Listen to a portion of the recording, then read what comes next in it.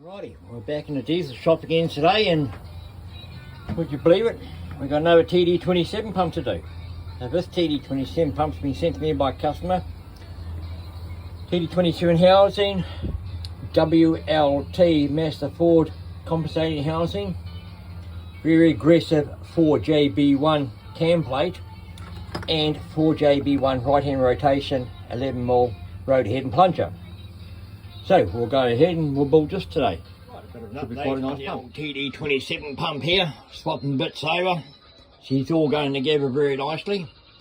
Luckily I've got a massive 66 pump I can steal some bits out of. I've had to swap the boost compensator actuator arm over because it was going to sit in the wrong place, so we swapped that out with that one. And the governor controller lever, we've had to swap that out.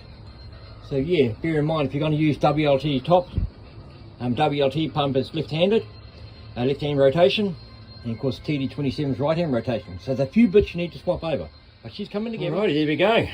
One TD27 turbo pump, aggressive.